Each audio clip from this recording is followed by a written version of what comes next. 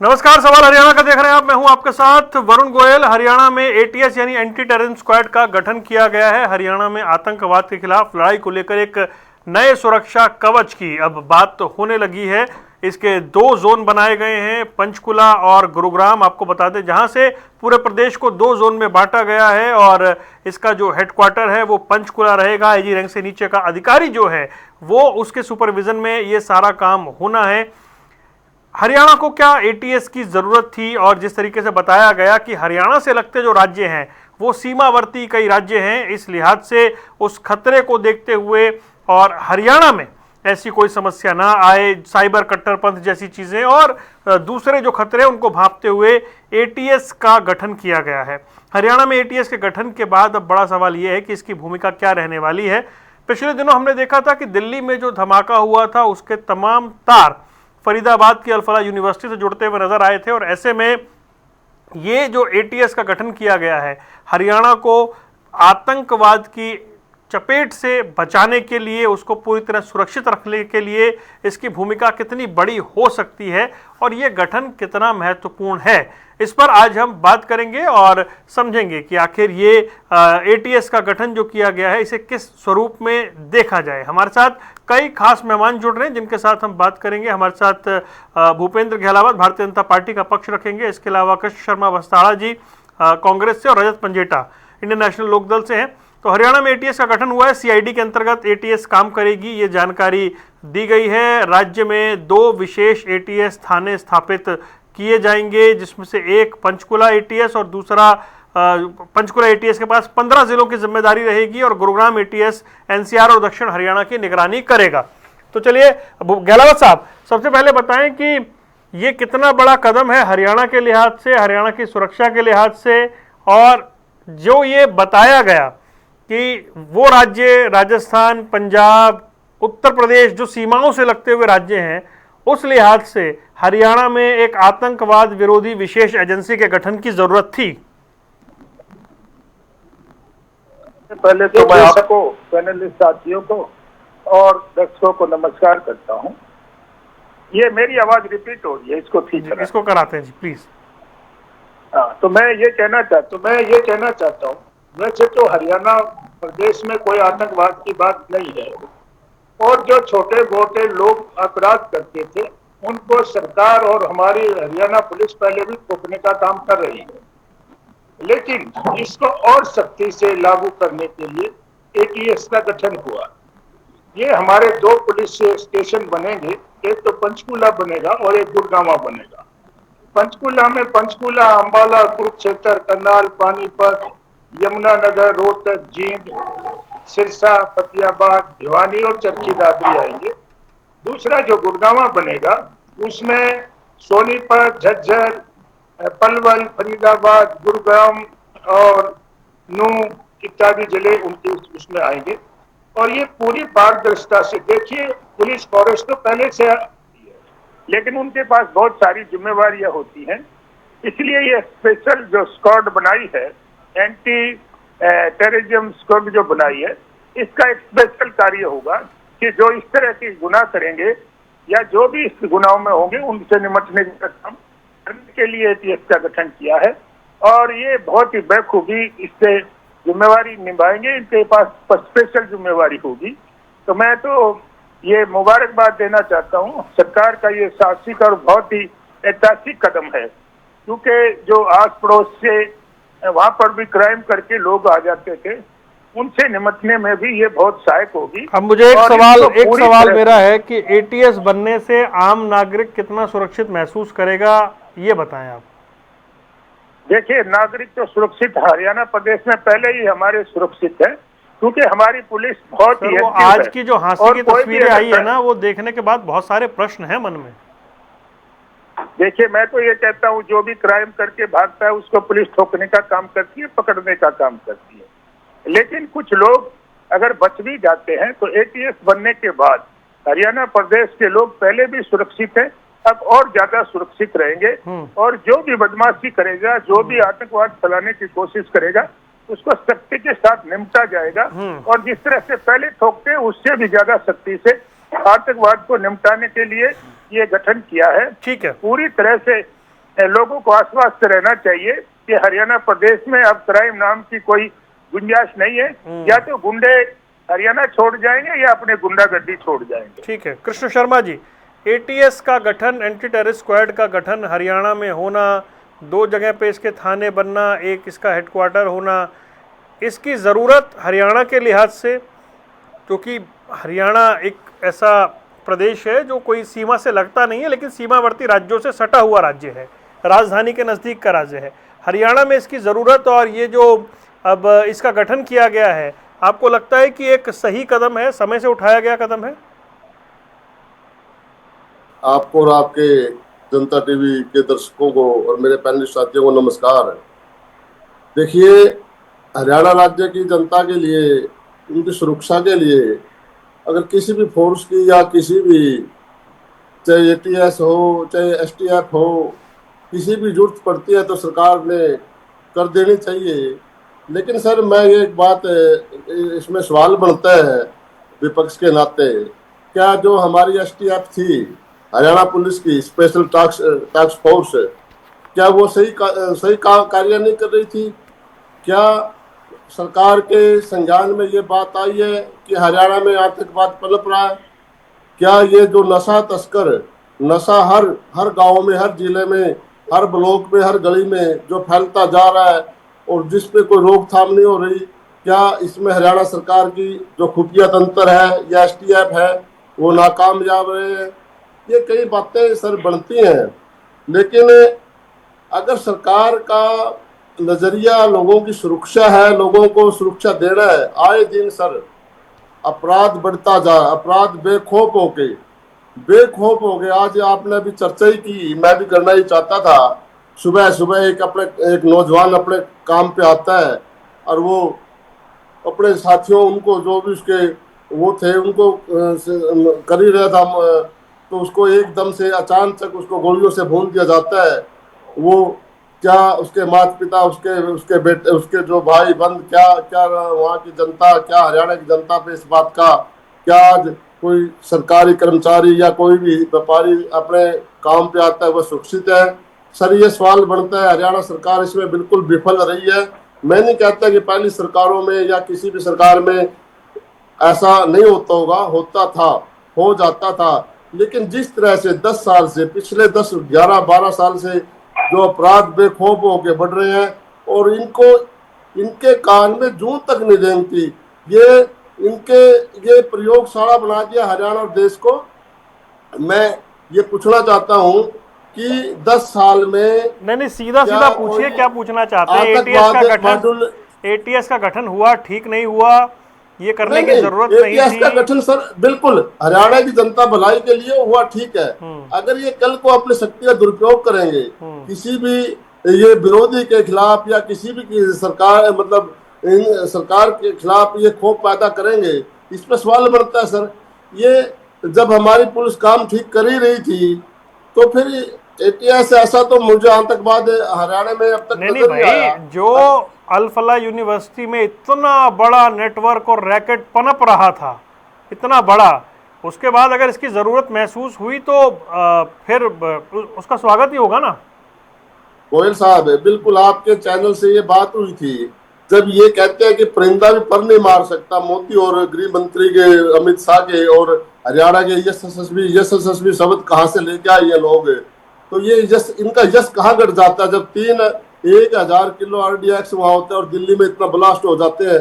Sir, ये सारी बातें फेलियर का, ये एटीएस कर लो या कुछ भी कर लो, जब तक सरकार का मुखिया इतना कमजोर, मजबूत नहीं होगा, कमजोर ही दिखाई देगा, तो एटीएस या एसटीएफ या कोई भी एजेंसी ऐसा कार्य नहीं कर सकती। सरकार के मुखिया को मजबूत, मुस्तैद होना पड़ेगा। और मैं तो ये कहना चाहता हूँ, नायब सैनी जी की सरकार पे, अधिकारियों पे, पुलिस पे ठीक है, कमजोर हो रही है। ओके, आए दिन सर पॉइंट आ गया ना। अब शर्मा जी, पॉइंट आ गया। आपने जो बात कह ली कि एटीएस के गठन का स्वागत है, लेकिन इसमें बहुत सारे किंतु परंतु हैं। आपका पॉइंट आ गया, मैं समझ गया, मैं पूछ लूंगा, ठीक है।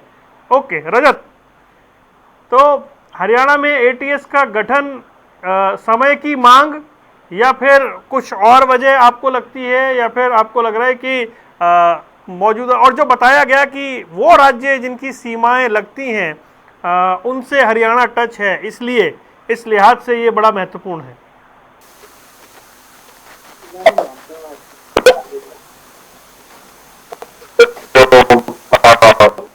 बात कही जा रही है यहीं तक सीमित है। जी रजत, एक सेकंड लौट रहा हूँ, आपका ऑडियो थोड़ा सा ब्रेक होके आ रहा है हमारे पास, तो जो मैं एग्जैक्ट सुनना चाहता हूँ वो हम तक मिल नहीं रहा, थोड़ा सा ऑडियो आपका ब्रेक हो रहा है। मैं तुरंत लौट रहा हूँ, तब तक एकदम गहलावत साहब का एक रिएक्शन ले लूँ मैं। जी गहलावत साहब, आपने सुन लिया शर्मा जी क्या कह रहे हैं? वो बता रहे हैं कि कहीं ऐसा ना हो विरोधियों के खिलाफ इस्तेमाल हो जाए, और एटीएस का गठन तो आप कर रहे हैं, इसका मतलब एसटीएफ ठीक से काम नहीं कर रही थी। देखिए, मैं तो ये कहना चाहता हूँ कि आदरणीय मुख्यमंत्री नायब सैनी जी के नेतृत्व में सभी लोग हरियाणा में सुरक्षित हैं और हमारी पुलिस फोर्स बिल्कुल अच्छा काम कर रही है। और आप कई दिनों से देख रहे होंगे, जो भी आदमी अपराध करके भागता है उसका इनकाउंटर होता है, पैरों में गोली मार के उनको तुरंत गिरफ्तार करने का काम होता है। और विपक्ष के लोग अगर टेररिज्म का काम करेंगे, टेररिस्ट तो होंगे। नहीं, विपक्ष नहीं, आपके साथी हैं, ऐसे मत बोलिए। नहीं नहीं नहीं, आपके साथी हैं। ये इन्होंने खुद ही कहा। नहीं, इन्होंने खुद ही कहा है। नहीं, इन्होंने खुद ही कहा। राजनीति में देखिए, मैं ये कहता हूँ, विपक्षी होते हैं, विरोधी नहीं होते। इन्होंने तो खुद ही कहा है कि हमारे विरोधियों के खिलाफ नहीं होगा, लेकिन अगर कोई इसमें संलिप्त तो आएगा तो उसके खिलाफ तो जरूर कार्रवाई होगी। उसमें चाहे वो हमारी पार्टी का हो चाहे किसी पार्टी का हो। जो हरियाणा प्रदेश की जनता जिससे दुखी होगी, वो चाहे किसी पार्टी का हो, का काम सरकार करेगी। सरकार का उद्देश्य है कि जो हरियाणा प्रदेश की जनता है वो सुख और सुरक्षा उसको देने का काम हमारी जिम्मेवारी है, सरकार की जिम्मेवारी है। आदरणीय नायब सैनी जी मुख्यमंत्री के नेतृत्व में बहुत अच्छा सा काम पहले भी पुलिस कर रही है, और इसके गठन के बाद अगर कोई करके बाहर भागना चाहेगा या बाहर के प्रदेशों से आकर भी करेगा तो उसका भी इलाज होगा, उसको भी ठोकने का काम सरकार करेगी। एटीएस का मकसद एंटी टेररिज्म है, ये कोई विपक्ष के खिलाफ कोई हमने हथियार नहीं बनाया। ये तो जो टेररिज्म करते हैं, जो नशे की बात करते हैं, दूसरी बात करते हैं, उन पर लगाम लगाने के लिए और सख्त एक्शन लेने के लिए इसका गठन किया है, और इसका सबको स्वागत करना चाहिए। इसमें किंतु परंतु की कोई गुंजाइश नहीं है। बिल्कुल इसका जो गठन हुआ है वो हरियाणा प्रदेश की जनता की सुरक्षा की गारंटी है। पहले भी सुरक्षा हम पूरी तरह से दे रहे हैं। अगर कोई भी कमी आती है तो ये स्पेशल स्क्वाड जो बनी है, इसका काम ही सिर्फ ये जो टेररिस्ट होंगे उनको कंट्रोल करना, या वो किसी तरह से क्राइम करके भागे नहीं, उनको चाहे वो किसी मोड में हो, चाहे स्लीपर सेल मोड में हो, उसको ट्रैक करना। रजत, आई होप कि आपको आवाज मेरी मिल रही होगी एक बार। बिल्कुल जी बोलिए, आपकी आवाज फर्स्ट क्लास आ रही है। देखिए वरुण, ऐसा है कि अभी आपने हाल ही में जो एनसीआरबी का डेटा आया था, जिसमें ऑर्गेनाइज्ड क्राइम के अंदर जो है वो देश में चौथा स्थान हरियाणा का था। इसको आप उससे मत जोड़ के देखिए जो क्योंकि भाई हरियाणा का कोई इतिहास नहीं रहा, कोई टेररिस्ट अटैक नहीं रहा हरियाणा के अंदर, तो आप चलो हमारे को एक कोई रूट होगा, उसके तरीके से जरूर कोई इस्तेमाल हुआ हो कि रास्ते से निकला हो, ठीक है। कैथल पता नहीं जींद डिस्ट्रिक्ट में हमें विस्फोटक भी हमारी हरियाणा की फोर्सेस ने उसको किया था, बरामद किया था। तो आप पहले थोड़ा एटीएस का मतलब समझिए, एंटी टेररिस्ट स्क्वाड है ये। इससे पहले अगर आपने कभी इसका जिक्र सुना होगा तो आपने 26/11/2008 जो नवंबर में अटैक हुआ था महाराष्ट्र के अंदर, जहाँ पे एटीएस के ऑफिसर्स शायद एक आईपीएस ही थे, तो उनकी भी जान उसमें चली गई थी। और उसके बाद अगर आप देखें तो वन ऑफ द फाइनेस्ट अगर एटीएस है तो वो है दिल्ली की। कोई भी ऑर्गेनाइज्ड क्राइम के अंदर मतलब इनकी आप ये देखिए कि इनकी दे आर मतलब पार एट एक्सीलेंस, चाहे इनका कोई टेक्नोलॉजी हो, कोई नेटवर्क से हो, कोई इनके इक्विपमेंट्स हो, कोई इनके हैकर्स हो, कोई इनके इंटेलिजेंस हो, कोई इंटरनेशनल नेटवर्किंग हो इनकी, कोई इनके टाउट्स हो, कोई इनके एजेंट्स हैं, तो ये बड़े हाई लेवल के ऊपर काम करते हैं। और दिल्ली की एटीएस ऐसी एटीएस है जिसने सिद्धू मूसेवाला केस हो, उसको बहुत जल्दी उनके जो किलर्स थे उनको, नेटवर्क को, उनके नामों को बहुत मतलब कोई गोवा से पकड़ा जा रहा है, कोई कहीं, कोई नेपाल बॉर्डर, मतलब आप इनकी दिल्ली की ATS is one of the finest in India, ये मैं कह सकता हूँ दावे के साथ। लेकिन हाँ चलिए, क्योंकि अब एटीएस का जिक्र हमने वहाँ सुना, हमारे बड़े सीनियर ऑफिसर्स की डेथ भी हुई, 166 डेथ्स हुई थी उस टाइम पे, आपको पता होगा। बॉम्बे के अलग अलग पार्ट्स में लगभग 300 इंजर्ड हुए थे। तो ये एक एटीएस एक बड़ी, मुझे लगता है कि इनका ऑपरेट करने का जो लेवल और सिस्टम है वो एक अलग लेवल का है, मगर उनको आपको उनके एक अच्छे ऑफिसर्स जो हैं, जैसे पहले एक ऑफिसर थे, उनको कहीं पे मुझे लगता है बड़ी दूर नॉर्थ ईस्ट की साइड कहीं भेज दिया था, अब वो दोबारा एटीएस में आ गए हैं दिल्ली के। मैं उनका नाम तो मुझे याद नहीं आ रहा। बड़ी मतलब होनहार ऑफिसर है, बहुत ही होनहार। अगर ऐसे कोई ऑफिसर्स आते हैं और एक ऐसा नेटवर्किंग होती है, तो कहीं ना कहीं तो ऑर्गेनाइज क्राइम के ऊपर सबसे पहली जो मुझे लगता है जो वजह रही होगी, और जिसमें दिल्ली की भी यूनिट उसमें काम करती है, वो एक ऑर्गेनाइज क्राइम के ऊपर चोट डालने के उद्देश्य से मुझे लगता है इसको गठित किया गया है। वेलकम है, क्योंकि आज की डेट के अंदर जिस हिसाब से ऑर्गेनाइज क्राइम बढ़ रहा है, और डेटा भी बताते हैं, और आए दिन अखबारों में क्या रोज खबरें सुनने को मिल रही हैं, तो इसकी हमें आवश्यकता भी थी। और कभी कोई भगवान ना करे, नहीं, क्योंकि धमकियां, सॉरी टू इंटरप्ट, जो धमकियां पिछले कई दिनों से हम देख रहे हैं कि कहीं से भी कुछ उड़ा देने की जो धमकियां आ रही हैं, ये हमने देखा। एक अल्फला वाला जो मैटर था वो भी हमारे सामने था, वो हमने देखा अल्फला यूनिवर्सिटी में क्या हुआ, क्योंकि 1988 की जो कुरुक्षेत्र में जो बम धमाके हुए थे, वो तस्वीरें आज भी कभी कभी आ जाती है सामने, जब कुरुक्षेत्र में बम धमाका हुआ था 1988 में। उसके बाद से मोरलेस हरियाणा वैसे तो बचा रहा है, लेकिन ये पिछले कुछ दिनों से कुछ जिस तरीके से जो आप जिक्र कर रहे हैं, पैसेज मान लीजिए, या जो गाहे बगाए धमकियां आ रही हैं, उससे भी माहौल तो खराब हो रहा है ना। सबसे बड़ा फेलियर है इनको ट्रैक करने के अंदर, कि पहले तो सबसे पहले इसको ट्रैक कीजिए कि कौन सी आउटफिट इसके लिए रिस्पॉन्सिबल है। कोई एक वो पन्नू है जिसको चाइना सपोर्ट करती है, जो आपने यूएस में भी जिसके ऊपर अटैक भी हो रहा है, क्या वो इन्वॉल्व है? तो फिर तो पाकिस्तान इन्वॉल्व है उसके अंदर, बब्बर खालसा, या कोई और जैश ए मोहम्मद टाइप की कोई इन्वॉल्व है। तो पहले तो जड़ तक जाइए कि इन्वॉल्व कौन है। या ये भी हो सकता है कि ध्यान भटकाने के लिए पंजाब इलेक्शन से रिलेट कर या और कोई कारण की वजह से। तो सेंट्रल की आपकी जो इंटेलिजेंस है, रॉ है, ये सबसे पहला काम तो देखिए इसकी इन कॉल्स की हद तक पहुंचना, क्योंकि ये कॉल कोई ये नहीं है कि चलो हमारे प्रदेश अध्यक्ष की हत्या कर दी या और नेताओं को। अब ये जो लुबाना है, ये तो भाजपा के सीधा जुड़ा हुआ है, और उसको तो सरेआम वो जो है वो इतना कॉन्फिडेंस है, डर नाम का जीरो नाम है उनमें डर का, और वो सीधा कहते हैं आज नहीं तो कल मरेगा। ये तो आप ये देखो ना कितना ज्यादा उनके अंदर है। कोई खौफ दिखता है आपको कहीं से कुछ नहीं। मतलब तो ये मुझे लगता है कि ये आज समय की मांग है, आवश्यकता है, और अच्छा कदम है, उठाना चाहिए जिस हिसाब से माहौल चल रहा है। और सबसे ज्यादा मेरे को ऐसे प्रतीत होता है, और जैसा कि मैंने दिल्ली एटीएस का मैं फैन हूँ, मैं पर्सनली उनका इंटेलिजेंस मतलब बहुत, आप सोच भी नहीं पाते वो कहाँ से क्या चीज ट्रैक कर लेते हैं। तो ऐसे का अगर कोई आप चाहते हैं उस लेवल की कम से कम यहाँ पे मॉनिटरिंग भी हो, उस लेवल के, हाँ, एसटीएफ और पुलिस सीआईडी से भी अगर कुछ ऊपर कोई हमारी कोई रिजर्व में ऐसी कोई रहती है, तो इसके लिए तो मतलब ठीक है, अच्छा कदम। तो गहलोत साहब वो अच्छा कदम भी बता रहे हैं, कह रहे समय की मांग भी है, और अच्छे अधिकारी आए उस तरीके से यहाँ पर काम हो तो उसका स्वागत है। देखिए जी, पहली बात तो ये है, ये जो इसका गठन हुआ है, इसमें जो एक्सपर्ट लोग हैं, जो ऐसे केसेस को सुलझाने में माहिर हैं, उन्हीं को इसमें रखा जाता है, उसमें उन्हीं को रखा जाएगा। और इन्होंने समय की जरूरत के हिसाब से इसका स्वागत किया, मैं इनका धन्यवाद करता हूं, क्योंकि आलोचना के लिए आलोचना नहीं होनी चाहिए। अगर कोई अच्छा कदम है तो उसको सबका स्वागत करना चाहिए। इन्होंने सही कहा है कि जब एक्सपर्ट लोग होते हैं तो वो उसको जल्दी खोज लेते हैं, और ये जो एटीएस हमारा हरियाणा में बना है, इसमें भी जो इंटेलिजेंट और एक्सपर्ट लोग होंगे उन्हीं का स्क्वाड बनाया जाएगा।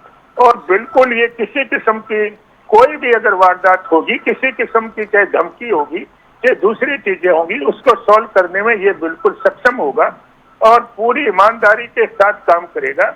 हरियाणा प्रदेश की जनता पहले भी सुरक्षित थी और आगे भी सुरक्षित रहेगी, इसमें किसी को संकोच करने की जरूरत नहीं।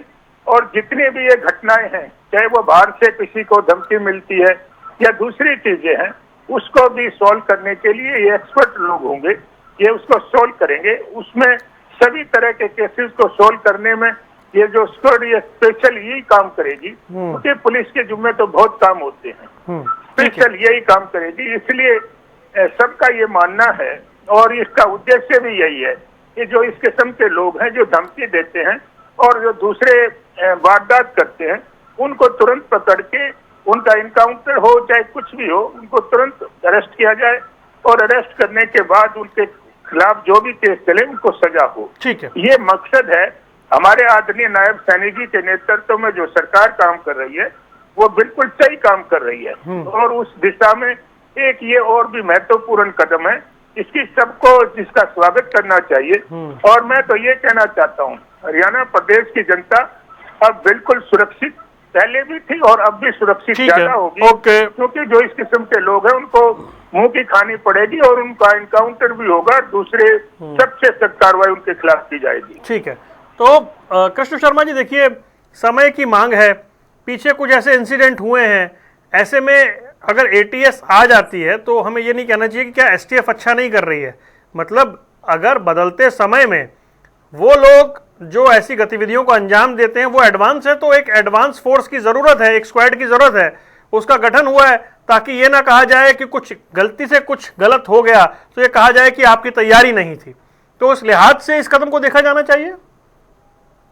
वरुण गोयल जी देखिए, मैं एटीएस का राज्य हरियाणा की राज्य जनता के लिए जो भी सरकारें काम करती है वो अच्छा भलाई के लिए करती है। मेरा ये कहने का था कि ये स्वतंत्र एजेंसी है और स्वतंत्र एजेंसी का जो मुखिया होता है वो स्वतंत्र होगा, बिल्कुल जैसे सीबीआई का डायरेक्टर होता है, उसकी चयन प्रक्रिया है। एक संवैधानिक पद एटीएस का होगा, इतनी बड़ी जिम्मेवारी होगी इसकी, तो उसको सारे अधिकार प्राप्त होते हैं और शक्ति का दुरुपयोग ना हो, इसके लिए ये बात ही। आपको आशंका है कि दुरुपयोग हो सकता है इस एजेंसी का? आपने पहले भी कहा, दूसरी बार भी कह रहे हैं। गोयल साहब, शक्ति का दुरुपयोग हमेशा हुआ, चाहे वो शिव जी के टाइम पे था, भस्मासुर जो कड़ा शिव जी ने दिया था वो सभी को भस्म करने लगे, तो शिव जी को भस्म करने के लिए चल पड़ा था। ये भाजपा के प्रवक्ता राजमत में किस तरह से उन्मत्त है कि ये कैसे कह रहे थे भाई अगर कोई करेगा तो क्या करेगा। अरे भाई, ये शक्ति तो ईडी सीबीआई ये सब कांग्रेस की देन है और ये आप लोगों ने कांग्रेस के खिलाफ यूज कर ली और कल देश प्रदेश में कांग्रेस भी आएगी। आप लोग हम तो आंदोलन की औलाद है ना, हम तो ये वोट भी लेते हैं, आप तो 1 मिनट में माफी मांगने वाले लोग हो भाई। आप अपना ध्यान रखना। हमें एटीएस का हम स्वागत करते हैं, हरियाणा की जनता के लिए स्वागत करते हैं, उसकी सुरक्षा के लिए। ये थोड़ी है कि हम उसका विरोध कर रहे हैं, हम ये कह रहे हैं कि इसके ऊपर, लेकिन हम सवाल उठा रहे हैं, हम प्रश्न चिन्ह जरूर लगा रहे हैं। इसकी स्वतंत्रता के ऊपर भी तो इसकी व्यवस्था देखने के लिए होना चाहिए कोई, आगे मुख्यमंत्री होगा इसके ऊपर। ये है वरुण जी, आप भी इस बात को समझ रहे हैं। ये नहीं समझ तो मैं बहुत कुछ रहा हूँ। ये राजकाज तोड़ने के लिए प्राप्त कर रहे हैं, कुछ भी कर सकते हैं, तो इस पे हमारा सख्त एक्शन, सख्त एतराज है। अरे राजकाज की तो ऐसी बात है शर्मा जी कि दिल्ली में एक बाटला हाउस एनकाउंटर हुआ जहां आतंकवादी छुपे हुए थे दिल्ली धमाकों के बाद। देश के गृह मंत्री ने और दिल्ली पुलिस के एक जवान, एक बहुत काबिल पुलिस अफसर शहीद हो गए। तो हुआ क्या कि देश के गृह मंत्री चिदम्बरम साहब बता रहे हैं कि पुलिस ने इतनी बड़ी आतंकी साजिश का भांडाफोड़ कर दिया, और उसी समय आप ही के सीनियर लीडर दिग्विजय सिंह कह रहे हैं कि ये फेक एनकाउंटर है जी, निर्दोषों को मार दिया गया। तो राजनीति तो सर वो राजनीति तो छोड़ दीजिए, वो राजनीति कैसी होती है और किस किस पे होती है। और आपके, फिर मैं और आगे चला जाऊंगा, फिर आपके मंत्री ने कह दिया सोनिया जी उनको देख के रो पड़ी जी, वो लाशों को बाटला हाउस के जो थे। तो उस सियासत में नहीं जाते हैं, एक संभावित खतरे को भांपते हुए मौजूदा स्थिति पर बात करते हैं ना। वरुण जी, ईमानदारी से आप बताइए, क्या हरियाणा में 10-15 साल से अपराध नहीं बढ़े? बेखौफ हो गए। अरे सर, आपसे पहले तो मैंने बात की है। तो सर ये मैं एतराज कर रहा हूँ। अपराध, आतंकवाद, सर एंटी टेररिस्ट स्क्वाड ये एक अलग चीज हो गई ना। मैं तो सवाल पूछ ही रहा हूँ लोगों की सुरक्षा को लेकर। एंटी टेररिस्ट स्क्वाड यानी कि एक ऐसे संभावित खतरे को, एक ऐसे नेटवर्क को जो कहीं काम कर रहा है उसको ट्रैक करना, ट्रेस करना, डिटेक्ट करना और डिलीट करना या खत्म करना, यही तो है ना उसका काम। उस पर बात हो रही है ना शर्मा जी, तो उसी पर आते हुए सर गोयल जी, जो हरियाणा में 10-11 साल से भाजपा की सरकार है, जो एसटीएफ बनी हुई है, क्या वो लोगों की सुरक्षा करने में नाकामयाब रही? नशा तस्करों को पकड़ने में नाकामयाब रही? क्या संगठित अपराध को करने में नाकामयाब रही? यही तो बात मैं पूछ रहा हूं। भाजपा के प्रवक्ता ने भाई वो कमजोर थी और ये हमने एटीएस की आवश्यकता इसलिए पड़ी, उन पे काम नहीं ठीक से हो रहा था। सर बिल्कुल ठीक से काम नहीं हो रहा था। आए दिन इनकाउंटर होने लग गए, पैरों पे, गोड्डों पे इनकी गोली लगती है हरियाणा के पुलिस की, यूपी में छाती में लगती है। ये फर्क है सर, ये है। नहीं, आप क्या चाह रहे हैं? आपने देखा, आप यूपी स्टाइल चाह रहे हैं हरियाणा में भी, या दो बिल्कुल ना हो, क्या चाह रहे हैं? सर आपने सुना गोंदर में जो इनकाउंटर हुआ, गोंदर के मुलजिम का उसने जो गांव में कर दिया था, करनाल में जो उन लोगों ने, अरे शर्मा जी वो नहीं, मेरे को बताएं, आप यूपी थाने में पेश किया था, थाने में पेश किया था सर। नहीं, आप यूपी स्टाइल चाह रहे हैं हरियाणा में। दिया उनका इनकाउंटर उपली में कर दिया, तो ये क्या है? ठीक है रजत, ये क्या हो रहा है? ओके रजत मुझे बताएं कि ये जो आपने बात कही कि ट्रैक नहीं कर पाते हैं, तो क्या एटीएस का रोल इसमें इंपॉर्टेंट हो जाएगा? ये जो आए दिन धमकियां आती हैं, कभी किसी स्कूल को लेकर, कभी सेक्रेटेरिएट को लेकर, कभी सीएम को लेकर, या रैंडम जो धमकियां आती हैं, उसमें एटीएस के आने के बाद थोड़ी सी भूमिका जो है वो बढ़ जाएगी, या हम उम्मीद करें कि ये चीजें ट्रेस या ट्रैक हो जाएंगी?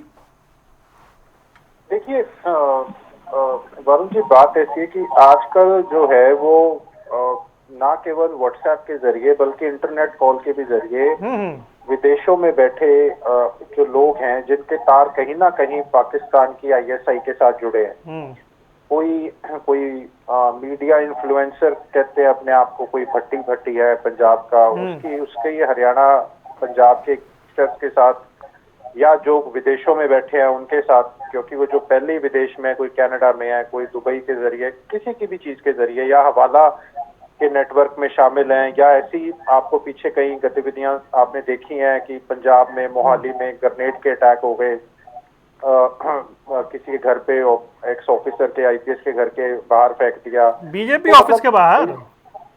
हाँ, तो इनकी वो तो मोहाली में था, चंडीगढ़ के अंदर सेक्टर 10 की शायद एक घटना है, रेजिडेंस के बाहर फेंक दिया था। अभी पीछे भी एक अटैक हुआ है। तो मतलब आप ये देखिए ना, अगर इतना अब दिल्ली, चंडीगढ़ हरियाणा की भी राजधानी है, और अब पंचकुला तक में ऐसी कोई अभी तक हमने वारदात नहीं सुनी थी जो अभी पीछे ये रतन लुबाना के ऊपर ये जो फायरिंग हुई है, ये तो अपने आप में फायरिंग की, ये तो मुझे लगता है कि चंद घटनाओं में से, 1-2 घटनाओं में से ये घटना है। तो ऐसी कोई वारदातें चंडीगढ़ में तो चलो हो रही थी, अभी एक चिन्नी करके है, उसके ऊपर वो जिम के बाहर मार दिया था उसको, तो वहां चंडीगढ़ में, और यहाँ तक ऐसी घटनाएं बढ़नी, ग्रेनेड अटैक्स होने, पाकिस्तान की कहीं ना कहीं इन्वॉल्वमेंट दूर तक नजर आनी, तो ये तो एक वेलकम स्टेप है। मैं उन ऑफिसर का नाम मैं जो कह रहा था मैं भूल रहा हूँ, उनका नाम है हरगोबिंदर सिंह धालीवाल। तो अगर धालीवाल तो दिल्ली में बड़े फेमस रहे अपने टाइम में, बहुत मतलब he is fabulous officer, he is fabulous, मतलब मैं उनका फैन हूँ पर्सनली। मैंने उनकी नेटवर्क सिर्फ एक केस में मत देखिए ना, नहीं मतलब भी organised crime, Delhi crime branch में उनका बहुत बड़ा नाम रहा है उस समय, उनके वो केस सॉल्व करने के मामले में। हाँ जी, ये केवल एक केस नहीं, जितने भी ऑर्गेनाइज्ड क्राइम के बड़े जितने इनके लूप होल्स कहाँ ये छुपे हैं, चाहे मतलब बड़े सरगना है, इनकी नेटवर्किंग, मतलब उनका मुझे नहीं पता क्या काम करने का तरीका है, but he is one of the finest officers भी है।